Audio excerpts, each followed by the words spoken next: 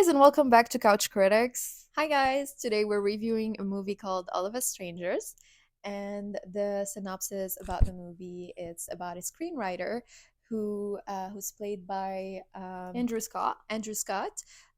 His name is Adam in the movie, and yeah, he's a screenwriter in his mid 30s, early 40s, and he chooses to write a movie about his own childhood. He lost his parents when he was 12 years old to a car accident. And through the movie, as he's writing his own movie, he revisits his past and he starts having a connection again with his parents through his imagination. And then there's another character called Harry, who's his neighbor. And basically, all of his I want to say it's kind of a delusion what Adam is going through because he reimagines his parents, he has conversations with them. And all of this started when his neighbor Harry comes knocking at his door on a random night and, starts talking with him. And both of them are gay. So there's a tiny love story over there that gets developed. And yeah, Harry is played by Paul Mescal, aka Lemia's favorite actor. Yeah. But I'm gonna try to be biased when I'm gonna judge this To not movie. be biased. Yeah. That's what I meant. And yeah. We're on a good start. Okay, so if I know, like we said when we watched After Sun, that we couldn't wait to see a happy Paul Mescal movie where he's finally happy and like not making us cry, and where we're not gonna leave the movie theater depressed. Well, guess what? Today is not the day where that happens because I cried my eyes out when I watched that movie. I I looks miserable. Like I cried during like the whole way home, like when I took the metro, when I walked back home, and then I had like another big crying session because that movie, this like is so haunting. That's the word, like haunting. It follows you, it stays with you, and I kept thinking about it during the entire week. And then like I went to rewatch it again because I have no self-control. And you know what happened? This is okay, this is like a funny anecdote that I haven't told you.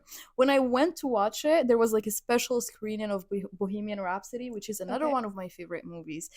And I was like looking at both movies and I'm like, okay, so you could choose happiness and choose to be happy and go watch Bohemian Rhapsody, or you could choose to be very miserable and go watch All of Us Strangers. And guess what?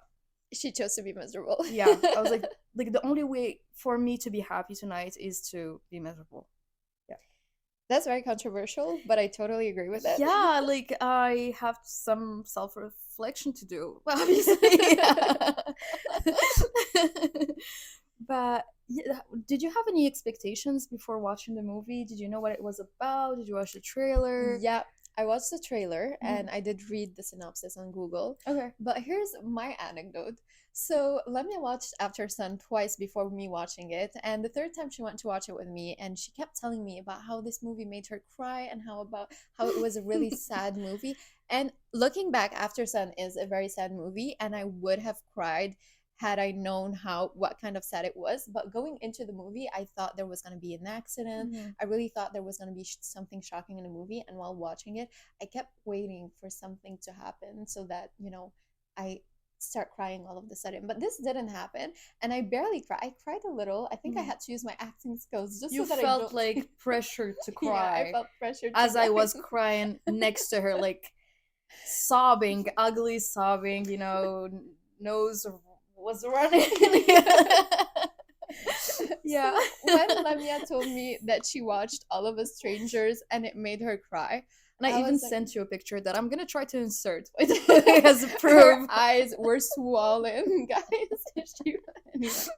So as I went and watched All of Us Strangers, I told myself, by Lemya's standards, it makes us cry. But like, I'm not sure I trust your crying standards Yeah. anymore. So I went there thinking, it's fine, I'm not gonna cry. And guess what? I did cry. I bawled Oh my my eyes god. out. Well, I'm happy you have feelings. It's good to know. Maybe I don't need a therapist. No. I think we all do, but that's another story. Okay, off topic. But yeah, well, Mescal. You said you wanted to see him in a happy movie, and we were just talking about it, how we really want to see him in a rom com, but like we cannot picture him in a rom com anymore because of all of the movies that we've seen him in. You got me into watching Normal People, After Sun, now All of Us Mhm. Strangers. But one thing I cannot stop thinking about is yes, all of his movies are sad, but they're all different. Like he still has like an ideal acting career in my opinion because he doesn't play the same role twice.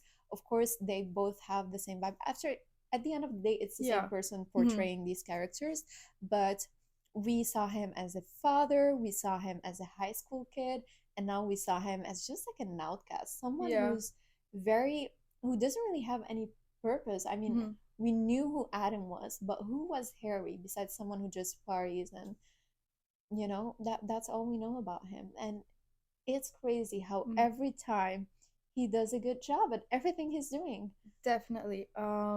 I totally agree with you. I would even go as far to say as I don't feel like he's given the same vibes whenever he plays a character. I just think that his characters fall into the same brand. And Yes, it's like Paul Mescal's brand. He's very detail oriented, and every choice that he makes sense to us, and he makes those characters feel so real. It's like I've watched an interview like of him with Andrew, and they were like talking about the characters that they played, and they were like those two characters that we played, they feel like old friends that we don't see anymore, and that's the feeling that I feel whenever I watch any of Paul Mescal's movies.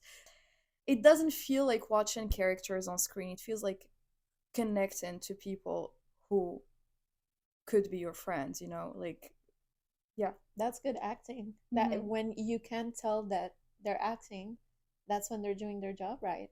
Yeah. It's true. It's true. And I don't think that you can watch his work. You experience his work. And this is the thing that I like about Paul is that his work stays with you and you think about it. Like I watched Normal People for like months ago, and I'm still talking about it. I'm still rereading the book, rewatching the show. Same thing for After Sun. All of Us Strangers, like I've already seen it one to twice in a Twice. week. And if anyone wants me to go with them again, I'll gladly volunteer as a tribute. All right, so I have a question for you. What did you think about Adam's parents? What did you think about them as actors? What did you think about them as characters? Okay, so when I first saw Adam's parents on screen, I didn't know who they were. I didn't make that connection. Like I didn't figure out that it was his parents because they kind of looked his age, and so I wondered if like they were his relatives or they're his friends. But then he started calling them mom and dad, and I was like, okay, these are his parents, and I was like, maybe there's like a casting age issue because then Yeah, like it happens. So many actors are cast, and someone didn't do their job right. yeah, but like that would have surprised me because like it's a big production and you have some big names in the cast. But anyways, but the other thing that like struck me when they first appeared on screen is that they felt like characters, unlike Adam and even I wouldn't say Harry at a certain point felt like a character. Like there was something missing in them to make them real. And the first scene that I'm thinking of right now is the scene where they're both dancing and Adam is like looking at them and you could see him like in between them, Yeah. and it was like reading a script. It's the kind of moment that you write in a script, but it's lacking the mundanity. Yeah, yeah. Do we say The mundanity? humanity. Yeah. Not the humanity, but like the simplicity Yeah. of realness. I don't know if that makes sense. It's like hugely embellished, I would say. And yeah, I was like, they don't feel real enough. But Yeah. I didn't realize that they're actually not real, that it wasn't, that it's only his imagination. And then when I realized that he was imagining all of these stuff, it made total sense because he's imagining his parent through his filter. So when they were happy, they were really happy. When they were mad, they were really mad, because like his everything is so amplified, because nothing is real. And That's how memories work. Like when you yeah. remember a good memory, you imagine it as if it was this picture perfect moment. Hmm. The same as bad memories. And yeah, as you said, it was shown very What well. about you? Like, what did you think of the parents? See, I had read the synopsis and I saw the trailer before Okay, watching the movie, so I I did didn't. have a bit of a spoiler towards that. Mhm. But one thing that really struck me about the parents is that even though they are dead, they had feelings, and their feelings were not always, they're kind of the same as Adam, but the scene that I'm thinking about mainly is where his dad apologizes for not being there for him. Mhm. And Adam is telling him that it's okay, but his dad has regrets. And usually when we talk about dead people, we don't think about regret. Like I never associated dead people with regret because they're dead. Like what is there to regret? But with them there was that, which I think was such a nice touch to it because yes, it is Adam who regretted not having this deeper connection. Adam Mhm. regrets them not being there for him when he needed them the most. But it's like through this journey, through writing his script, Adam got the closure that he never got from his parents because they Mhm. died before he had the chance to do that. Um, I kind of agree, but I don't think that anything that we saw was like representative of his parents' character, because I feel like whenever we saw something, it was what he would wanted them to say, or Yeah. how he wanted them to act at a certain moment. So every like quality or like flaw that the parents had was direct like related to Adam. Like I don't know if we could make like a coherent opinion about the parents, because we don't know them. And I would say the same thing about Harry. Like, especially about Harry. We don't know anything about Harry. Yeah. He's not real. He's a 100% like not real, because yeah. Yeah, I wanted to ask you that. Do you think Harry is really his neighbor or he's just in my opinion, he's a fictional character. He's not real. I think Adam made him up because who knocks on their neighbor's door for starters anyway? Mhm. Like who knows their neighbors in the first place nowadays? But that's not just that. It's just as you said, Harry, he lacks past, he lacks deepness, Mhm. like depth. I'm sorry. But yeah, he's just his character is only what's related to Adam. He's basically a fantasy to Adam. Um, I have like this theory, and I don't know how crazy it is. I think that when Harry knocks on Adam's door, this interaction actually happens, because sorry, I'm confusing the names. When Harry died, he was wearing the same clothes that he wore when he knocked on Adam's door. So, Oh. and that interaction makes sense in Harry's development, because he died afterwards. So, when he came to Adam's house, it was actually a cry for help when he needed to come in, because he knew that if Adam didn't let him in, he was going to hurt himself.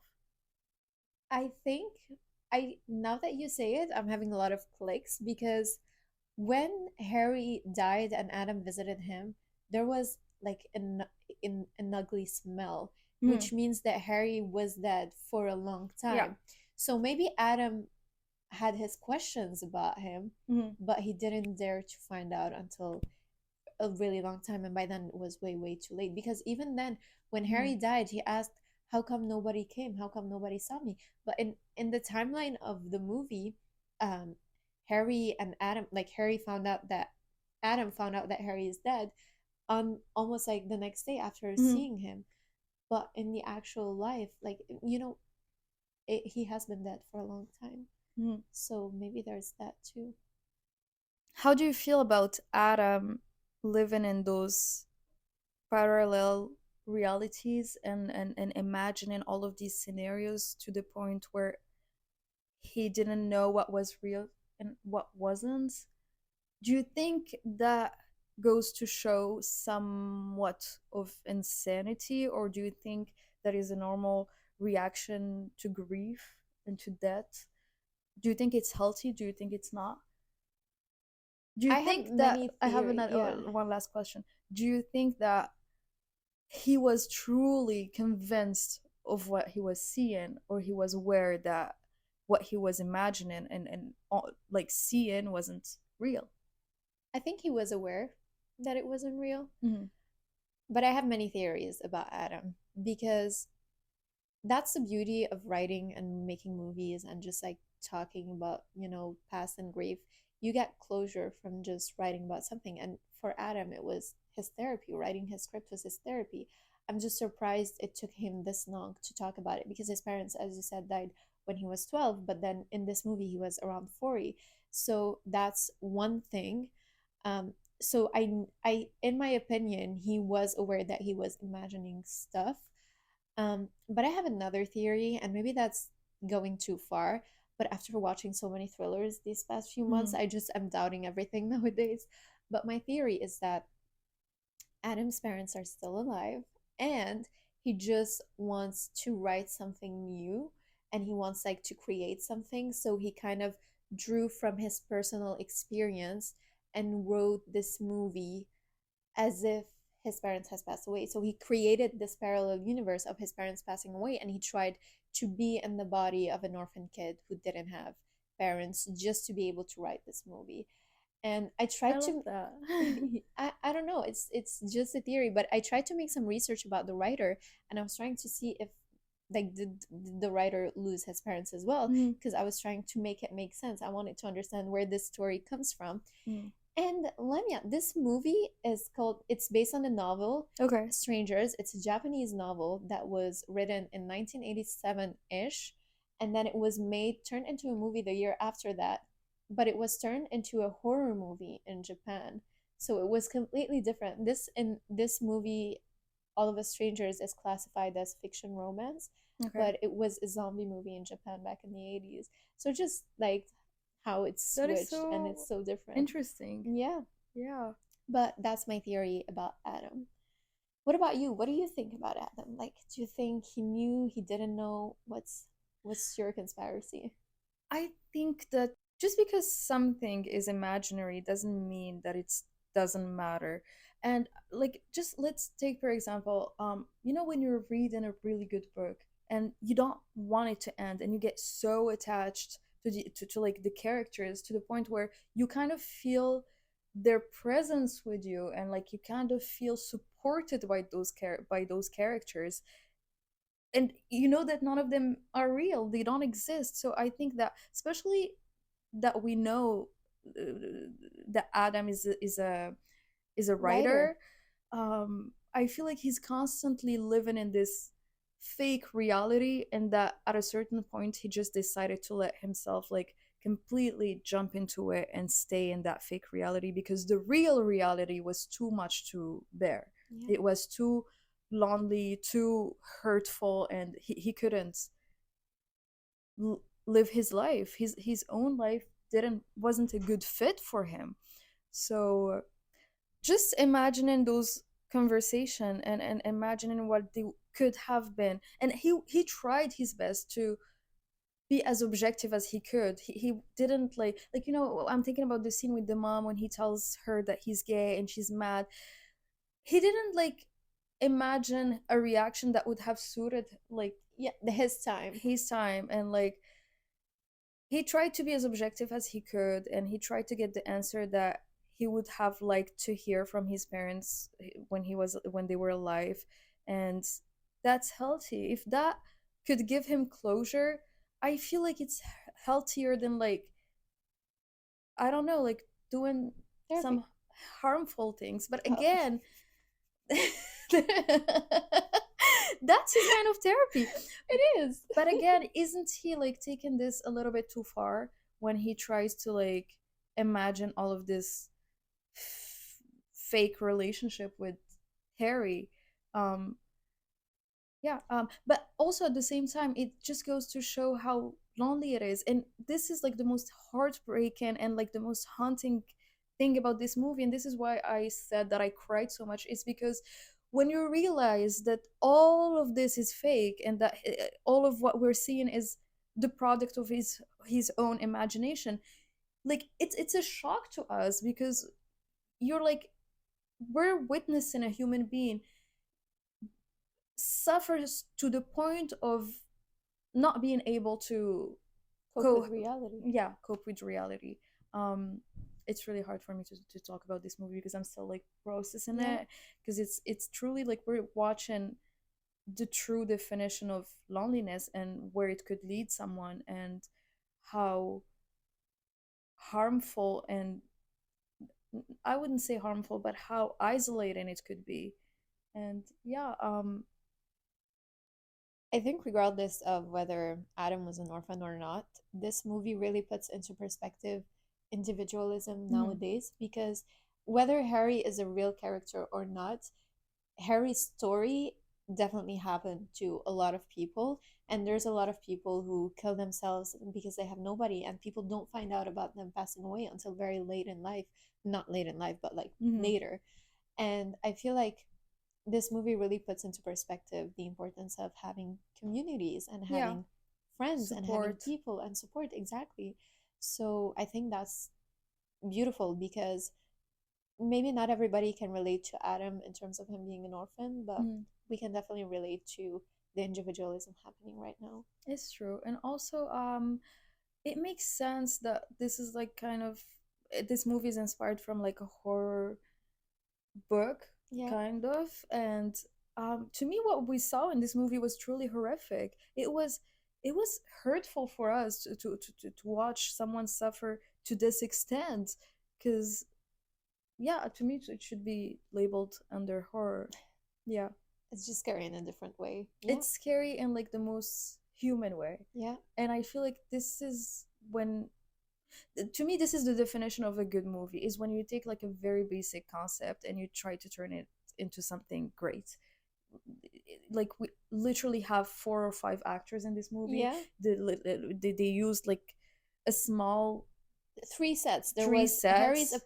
like Adam's apartment, Adam's house, and the metro, the subway. Exactly, That was it. exactly. So if you only have limited elements to make a movie, you need a great script, you need, and especially that they used a very basic idea, so you need like good actors, great, everyone on set should do their job perfectly in order for this movie to work, and I feel like They did. that was the case. Yeah. Yeah. And I love that you said the word basic, because I actually did write that in my notes. I was amazed about how basic the script is. Mhm.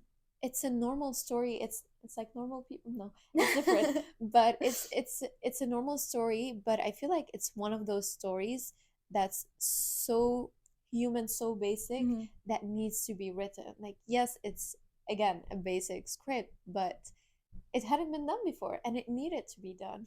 It needed to be a reference, and I'm glad that it was made. And also, they don't jump from one genre to another. They know what their DNA is, and they know what they're where they're going, like how the finality of the movie is going to be. And this is something that I love about this movie and this director, is that they choose an idea, they choose the concept, and they committed to it. And unlike movies like Saltburn, when we did that review, I couldn't agree with like what most people were saying when they thought it was great. I didn't think it was great. I It thought was that all it over was the trying place. to be too many things at once, and that didn't work. This movie is took one idea, explored it to the max, to the point where it made us very uncomfortable, and where it started like harming the viewers who were watching it. And yeah, they just like committed to their idea and explored it to the max, and the result was horrifying but also beautiful. Yeah, I want to talk about the club scene. I love that, because you wanted, like, you want to talk about it, and you waited for me to watch the movie before you started sending me reels about it, and Mhm. that's the first reel you sent it to me, and that was the first thing I noticed in the whole, like, that I feel like that's when the movie, I don't want to say started, but that's when I really was immersed in the movie, because it was an incredible scene. Mhm. And the song, every time I hear it, I see Party the by zoom ins Debs. and the zoom outs. Yeah. Yeah, so what do you want to say about that scene? Because I don't know what to say besides that it's perfect, it was such a beautiful scene. Like I was with one of my friends when I watched it the first time, and she said that when that scene started, I literally like leaned forward because it was so hypnotizing. It was like what this is how I described it to you. It was like watching climax with the essence of normal people at the same time. And it was just so horrifying and beautiful at the same time. And the close up of Paul Mescal and Andrew Scott kissing, it was one of the most beautiful scenes that I've ever seen, like ever. And it was so well done. It reminded me of music videos for songs, Hmm. but like in a movie, and that it's just it's if you don't want to watch the movie, just watch that scene. It's gonna be Yeah. hard because it's nice to be immersed and like see Mhm. the story before and after, but it was an incredible scene. And also when Andrew Scott, aka Adam, look like catches his reflection on the mirror and he just starts screaming. That also is a beautiful scene to me. Like Hmm. it's both horrifying and beautiful at the same time, which is the whole DNA of the movie. Yeah, Yeah. Also I want to talk about something. I noticed something when I was watching the movie. The only times where Adam was happy, he had this yellow light on him. Every colors. single time he wasn't happy, we had like dark colors. And when was he happy? It was when he was with his parents, or when he was in the presence of Harry. And it was so interesting to just see that evolution. And also the metro scenes were very significant Yeah, because when he at first when he was like going to see his parents, his face, there's like this very horrifying scene where he's looking out the window and his face is distorted. I don't remember that scene. This is Yeah. why people watch movies more than once. And then when he had the talk with his father and he started dating Harry and his head, of course, and he was writing back home, or I don't really remember. He was writing either to see his parents or like going back home, and the light was on him and he was smiling, and it was like the first ride where he was actually smiling and happy. And yeah, everything like makes sense in this movie. There isn't like a single decision that wasn't like already thought of, and Yeah, like everything makes sense. And like it just goes to show how like the level of professionalism was yeah, so high on this yeah. movie. And it's nice to see movies that were done by professionals who know what they were doing, and like who could explain every single tiny decision that they did, because it makes everything believable. And the movie is all about things that aren't Real. believable. Yeah, Yeah. I totally agree with that. Yeah. I feel like I had so much more to say about this movie, but since I'm so amazed by it, I cannot like say a coherent like sentence. I'm still like too starstruck by it. And We'll review it again in a couple of years. yeah. I don't think that will work because like when we tried to review Aftersun, I was kind of in the same state, and this Yeah. is like the thing about movies that you fall in love with.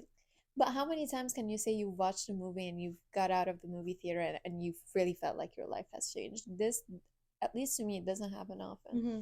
So it's good that there's still movies that make you feel this way. That's nice.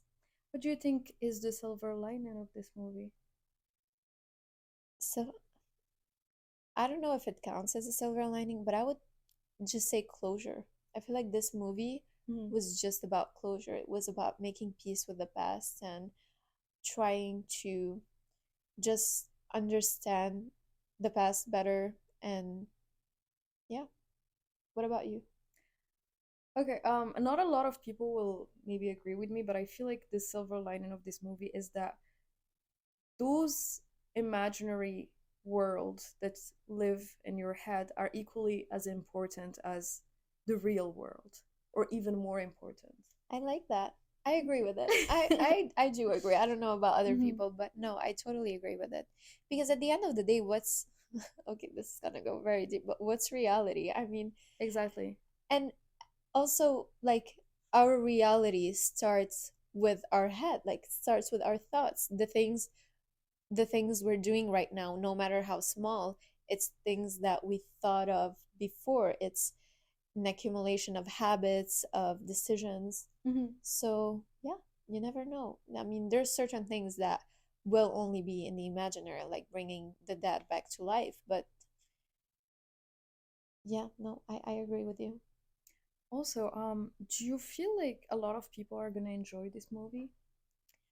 Or do you think that it was made for a specific audience? Because I know that like my friends who happen to be actors or artists in general, they're gonna relate to many things about this movie, and they're gonna maybe understand Adam and where he comes from and how why did he make the choices that he made.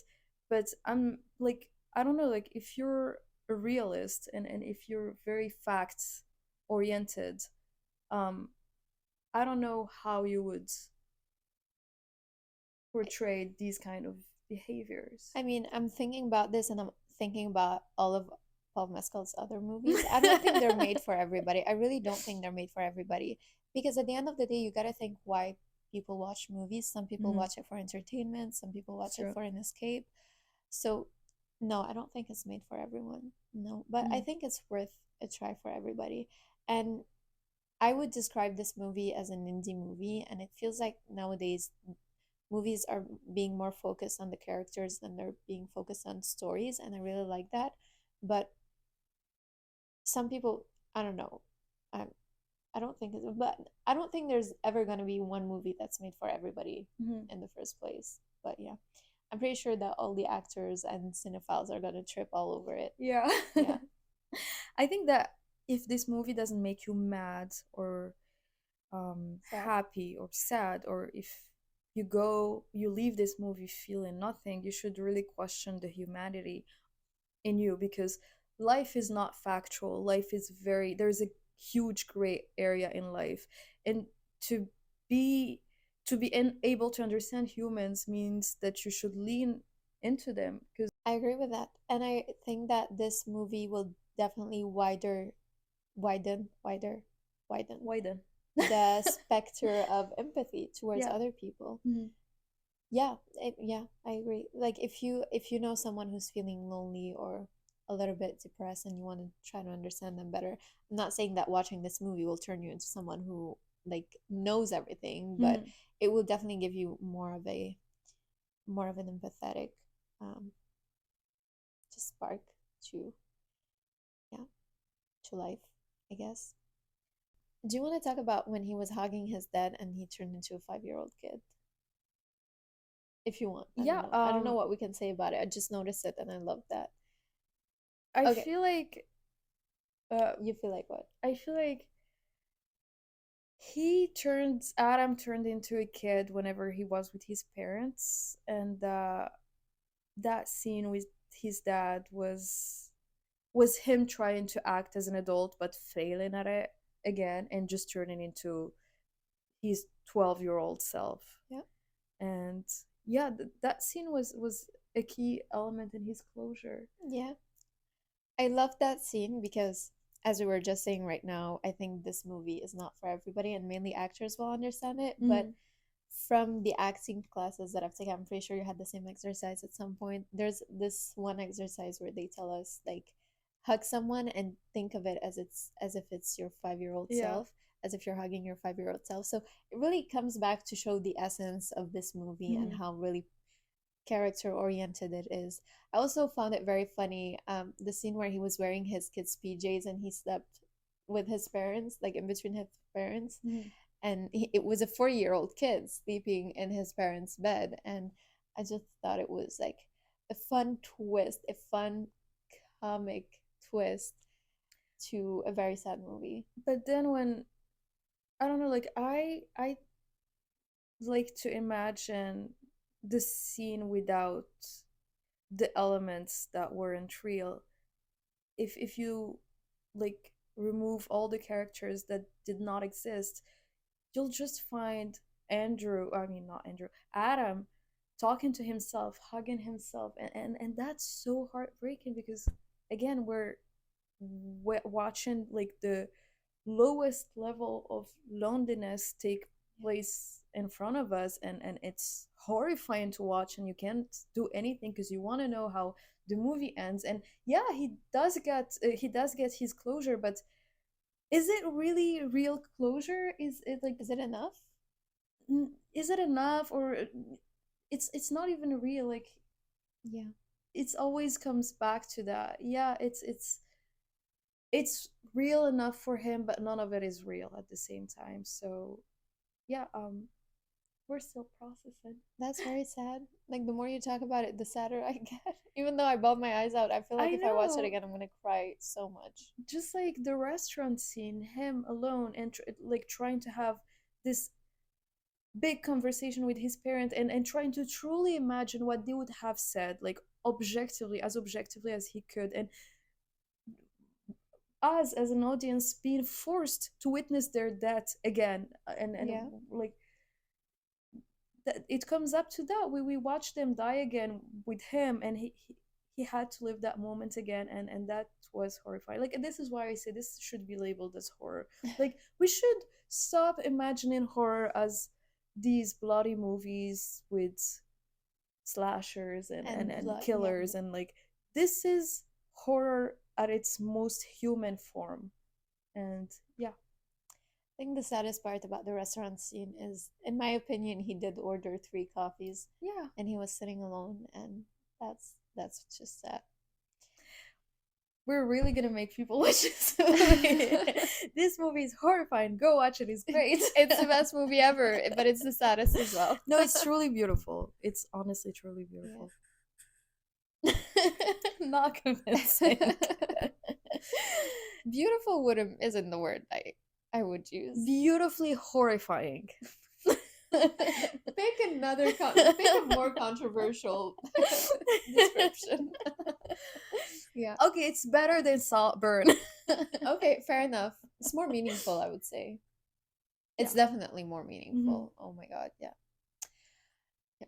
But yeah, go watch All of Us Strangers. And let us know what you think and leave it in the Yeah. comments below. Please like and subscribe. And And we'll see you next week, next yeah, Sunday. next Sunday with a brand new episode. Bye, guys.